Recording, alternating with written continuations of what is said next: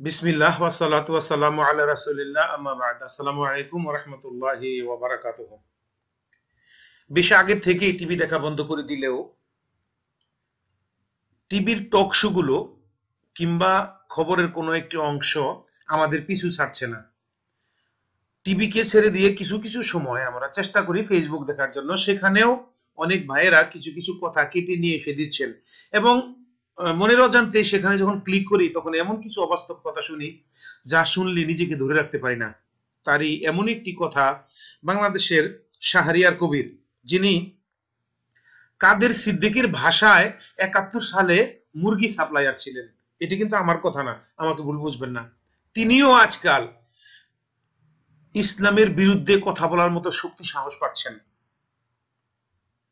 প্রথমে তার দুটি কথা শুনুন, তারপর আমি দু চারটি কথা। হিজাব ওখান থেকে আসছে, ওই যে ওরা যেটা শিখে আসছে সেখানে মাথায় ঢুকিয়ে দিচ্ছে, তারা তাদের পরিবারের উপর ওটা চাপাচ্ছে এবং বলে দিচ্ছে এটা হচ্ছে ইসলাম। কিন্তু এটা যে ইসলাম নয়, সেটা মিশরীয় ইসলামও নয়, তুরস্কের ইসলাম নয়, পাকিস্তানের ইসলাম নয়, বাংলাদেশের বা কোনো জায়গার ইসলাম নয়, সেটা একেবারে সৌদি মডেল। হিজাবের সংস্কৃতিটা এসেছে সেটা পরিবেশগত কারণে। ইসলাম আসার বহু আগে থেকে এরা একটু পরিবেশগত কারণে তারা মাথায় কাপড় দিতে হতো মরুভূমি লু হাওয়া থেকে বাঁচার জন্য, ছেলে মেয়ে নির্বিশেষে পুরো মাথা মুখ সব ঢেকে ফেলছে, লু হাওয়া গরম বালি গেলে ফোসকা পড়ে যাচ্ছে। কিন্তু সেটা এখন ইসলামে সেটা রেখে দিয়েছে, ওটা তাদেরকে পড়তে হয় ইসলামের জন্য, তাদেরকে প্রকৃতিগত কারণে সেটা পড়তে হয়, কিন্তু সেটা হয়ে গেছে এখন ইসলামিক লেবাস। শুনলেন তো তার কথাগুলো। তার ইসলাম সম্পর্কে কতটুকু জ্ঞান আছে তার ভাষার দ্বারা বোঝা গেছে। বর্তমান বাংলাদেশ নামক যে ভূখণ্ডটি, এই ভূখণ্ডটি জন্ম দিয়েছে ইসলাম।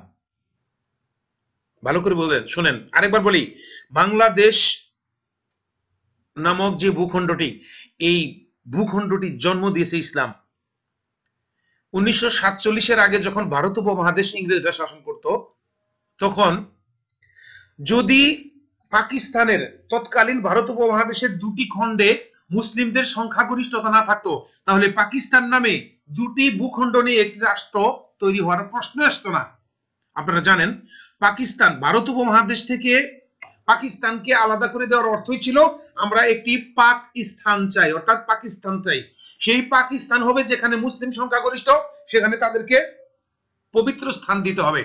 পাকিস্তানের নামানুসারেই বাকি এই পবিত্র স্থানের বিষয়টি এসে যায়। আর বাংলাদেশ নামক তৎকালীন পূর্ব পাকিস্তান যে ভূখণ্ডটি, এই ভূখণ্ডটি থাকার কারণে মরহুম শেখ মুজিবুর রহমান বঙ্গবন্ধু হতে পেরেছিলেন।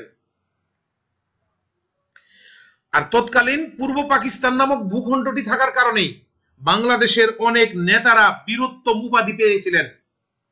বর্তমানে অনেক রাজনীতিবিদগণ রুজি রুটির ব্যবস্থা করে নিয়েছেন এই পূর্ব পাকিস্তান নামক জায়গাটি মুসলিম সংখ্যাগরিষ্ঠ থাকার কারণে। যদি মুসলিম সংখ্যাগরিষ্ঠ না থাকতো, ইসলাম না থাকতো, তাহলে সেটি ভারতের অঙ্গপ্রদেশ হতো আর আপনারা হিন্দুদের গোলামি করতেন। বর্তমানে মুসলিম সংখ্যাগরিষ্ঠ হওয়ার কারণে ভারত থেকে পাকিস্তান নামে আলাদা হয়ে যায়।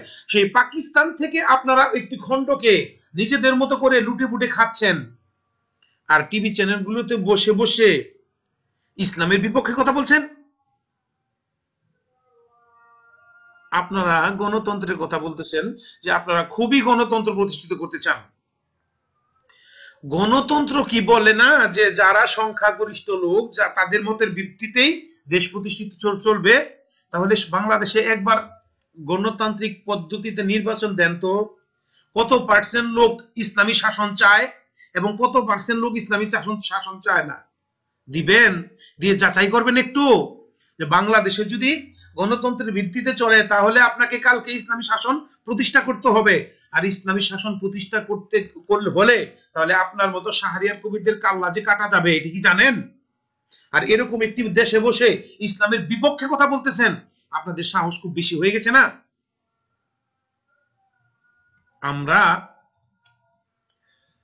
আমাদেরকে ইসলাম শিক্ষা দেয়নি কাউকে হত্যা করা, এটি ইসলাম শিক্ষা দেয় না। আমাদেরকে ইসলাম শিক্ষা দেয়নি কারো রক কেটে দেওয়া, এটি শিক্ষা দেয় না। প্রতিবাদ করার যে ভাষা, তিনটি পদ্ধতি ইসলামে দিয়েছে, তার একটি পদ্ধতি হচ্ছে, দ্বিতীয় মধ্যম পদ্ধতি হচ্ছে কথার দ্বারা প্রতিবাদ করা।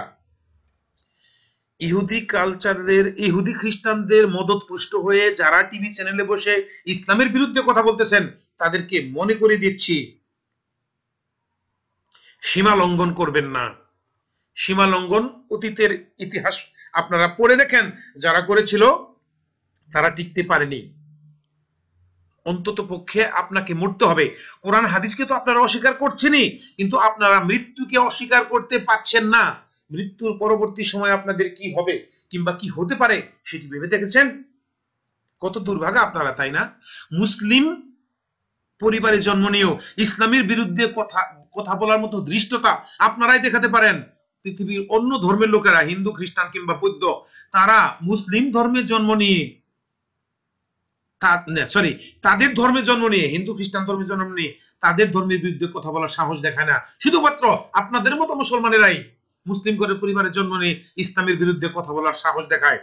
সাবধান করে দিচ্ছে আপনাদেরকে, আল্লাহকে ভয় করুন।